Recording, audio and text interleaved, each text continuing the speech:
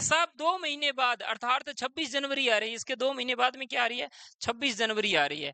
तो जनवरी आ रही है तो क्या करें, बोले भी जनवरी 26 जनवरी एक महत्वपूर्ण दिन है। बोले कैसे, कि आज से कुछ वर्ष पहले, यानी समय था उस समय 1930 के आसपास का समय था, और हमने क्या किया था, 26 जनवरी 1930 को स्वतंत्रता दिवस मनाया था। कभी स्वतंत्रता दिवस मनाया था, रावी नदी के किनारे हमने झंडा फहराया था, तिरंगा फहराया था, स्वतंत्रता दिवस मनाया था। क्यों ना इस तारीख को भी महत्वपूर्ण बना दी जाए। तो सभी ने कहा ठीक है, ये दिन भी महत्वपूर्ण है, इसीलिए हमने 2 महीने के लिए रुक गए। लेकिन हमने उस वर्ष क्या किया, यानी 26 नवंबर को क्या कर दिया, देश का संविधान अंगीकृत कर दिया, संविधान को अंगीकृत कर दिया। अंगीकृत का मतलब क्या होता है, अंगीकृत का मतलब इसके कुछ अंगों को, कुछ पार्ट्स को हमने फॉलो कर लिया। जैसे नागरिकता वगैरह है, उनको हमने, चुनाव आयोग है, नागरिकता है, उनको हमने लागू कर दिया। तो अगर आपसे पूछे देश का संविधान अंगीकृत कब हुआ, 26 नवंबर 1949 को हुआ था। अगर आपसे पूछे देश का संविधान लागू कब हुआ, 26 जनवरी 1950 को देश का संविधान लागू हो गया था। ये तारीखें याद रखना। तो संविधान लागू होता है 26 जनवरी, आपको पता है, झंडा लागू हुआ था, अंगीकृत हुआ था, ध्यान रखना। अब बात आती है प्रत्येक, पहले बात कर लेते हैं भी, एक तो पहली बात तो ये आ जाएगी कि लागू हुआ था, और प्रत्येक वर्ष 26 नवंबर को हम क्या करते हैं, 26 नवंबर को संविधान दिवस मनाते हैं। बोले संविधान दिवस क्यों मनाते हैं, क्योंकि इस दिन हमने, संविधान दिवस के रूप में मनाते हैं क्योंकि कभी कभी मतलब कभी 26 नवंबर 1949 को हमने अपना देश संविधान को अंगीकृत किया था, अंगीकृत किया था। तो अंगीकृत किया था तो इसको हमने महत्वपूर्ण बना दिया। क्यों बनाया, आपको पता है संविधान निर्माता कौन है, संविधान निर्माता, संविधान निर्माता आप जानते हो, डॉक्टर भीमराव अंबेडकर जी। ठीक है जी, संविधान निर्माता कौन है, डॉक्टर भीमराव अंबेडकर जी, जिनकी 125वीं जयंती थी।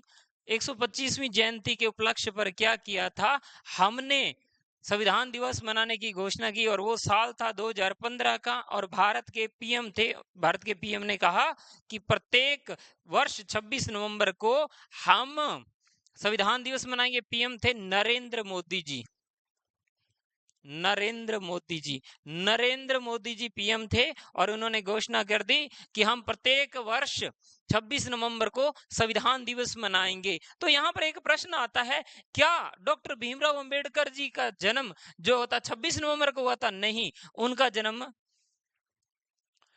Doctor B R Ambedkar, doctor Bhimrao Ambedkar, Ambedkar ji का जो जन्म है वो प्रत्येक वर्ष 14 अप्रैल को मनाया जाता है। तो अंबेडकर जयंती तो 14 अप्रैल को थी, लेकिन संविधान दिवस के दिन ही घोषणा करनी थी 125वीं जयंती संविधान निर्माता डॉक्टर बाबा साहिब अंबेडकर के जन्मदिन के उपलक्ष्य पर यह घोषणा की गई थी कि प्रत्येक वर्ष 26 नवंबर को संविधान दिवस मनाएंगे। तो ये महत्वपूर्ण हो जाता है। देश को अंगीकृत किया गया था, लागू कब किया गया था वो मैंने बता दिया, लागू करने की तारीख 26 जनवरी है जी, 26 जनवरी 1950 को देश का संविधान लागू हुआ था। तो हमने उद्देशिका में क्या रखा, उद्देशिका में हमने रखा, जैसे उद्देशिका के पहले शब्द है, उद्देशिका के पहले शब्द है हम भारत के लोग, we are the people of India. पहले शब्द क्या है, हम भारत के लोग, यानी भारत में जो अंतिम शक्ति है वो जनता में निहित होती है। उद्देशिका हम क्यों पढ़ते हैं, उद्देशिका इसलिए पढ़ी जाती है किसी भी देश के संविधान की, कि इससे हमें पता चल जाता है कि उस देश के संविधान में किन चीजों का समावेश किया गया है। हमारे पहले शब्द है हम भारत के लोग, यानी भारत की जनता को सर्वोपरि माना गया है। हम भारत के लोग भारत को एक संपूर्ण प्रभुत्व संपन्न समाजवादी पंथ निरपेक्ष लोकतंत्रात्मक गणराज्य बनाने के लिए, किन शब्द है ये, संप्रभुत्व। इंडिया एक सॉवरेंट कंट्री है, मतलब संप्रभु राष्ट्र है। संप्रभु किसे कहा जाता है, संप्रभु का मतलब होता है ना आंतरिक ना बाहरी है, संप्रभु राष्ट्र। संप्रभु राष्ट्र का मतलब भारत आंतरिक और बाहरी रूप से किसी भी देश के दबाव में नहीं है, अर्थात किसी भी देश का औपनिवेशिक राष्ट्र नहीं है, कॉलोनी नहीं है। तो यहाँ पर प्रभुत्व संपन्न समाजवादी पंथ निरपेक्ष लोकतंत्रात्मक गणराज्य बनाने के लिए समस्त नागरिकों को, यहाँ एक शब्द आया है, समस्त नागरिकों को सामाजिक, आर्थिक और राजनीतिक न्याय दिया जाएगा। जस्टिस हमारे पास सामाजिक होगा, राजनीतिक होगी और आर्थिक होगा। हमें स्वतंत्रता के बाद दी जाएगी विचार, अभिव्यक्ति, विश्वास, धर्म और उपासना की स्वतंत्रता हमें दी जाएगी। विश्वास, धर्म, उपासना की स्वतंत्र, अभिव्यक्ति की स्वतंत्रता दी जाएगी। विचार व्यक्त करने की स्वतंत्रता, अभिव्यक्ति बोलने की स्वतंत्रता हमें प्रदान की जाएगी। इसके बाद हम बात कर रहे हैं प्रतिष्ठा की।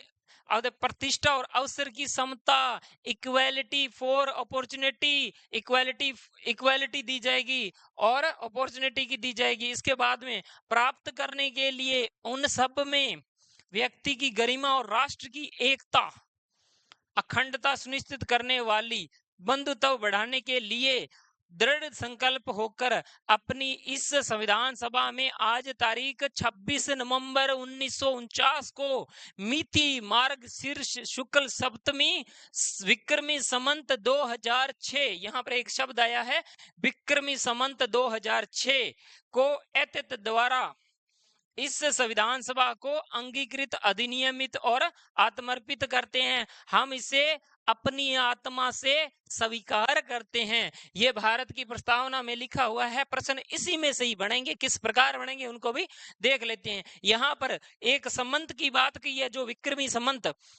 संवत जो ईस्वी से 57 वर्ष आगे चलता है। अगर हम बात करें 2081 चल रहा है विक्रमी संवत, लेकिन हमारा संविधान कब बना था? 2006 में बना था विक्रमी संवत। विक्रमी संवत 2006 एकमात्र यही है पूरे संविधान में जहां पर विक्रमी संवत का उल्लेख किया गया है, वरना हमने क्या है ग्रेगोरियन कैलेंडर और शक संवत को ही रखा है हमारे। इसके बाद में शब्दों की बात करें क्यों महत्वपूर्ण है उसकी भी चर्चा कर लेते। तो यहां तक आपने देख लिया है किस प्रकार है। अगर हम देखते हैं प्रत्येक दिवस हम 26 जनवरी को क्या मनाते हैं? गणतंत्र दिवस मनाते हैं। गणतंत्र का मतलब क्या है? हमारा देश का राष्ट्र जो अध्यक्ष होगा वो लोगों के माध्यम से चुना जाएगा। हमारा देश गणतांत्रिक देश है और लोकतांत्रिक का मतलब होता है जनता, लोग मिलकर सरकार बनाएंगे। तो हमारा देश लोकतांत्रिक और गणतांत्रिक दोनों प्रकार का देश है। अगर हम बात करें इसमें और क्या महत्वपूर्ण रहता है, इसमें अगर हम देखें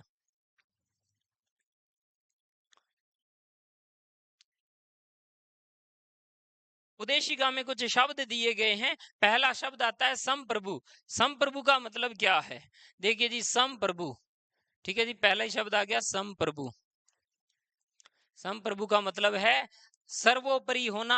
वैसी राजनीतिक शक्ति जो किसी भी दबाव में ना हो, वो कौन होगा? संप्रभु राष्ट्र होगा। जिसके पास स्वयं का निर्णय लेने की शक्तियां होगी वो राष्ट्र संप्रभु होगा, संप्रभु राष्ट्र होगा। अगर हम बात करें अगले शब्दों पे जाएं तो एक नाम आता है समाजवादी। समाजवादी का मतलब क्या है? समाजवादी का मतलब, समाजवादी एक शब्द आता है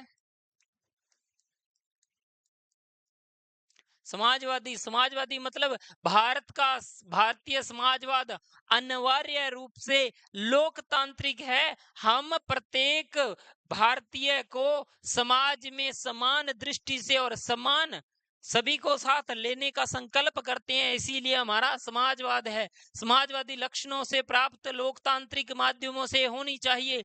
भारत को एक जन कल्याणकारी राज्य के रूप में स्थापित कर देता है। भारत का संविधान समाजवादी विचारधारा पर चलता है, अर्थात समाज को साथ लेकर चलने वाली बात है, किसी को पीछे नहीं छोड़ता है, समाजवादी है।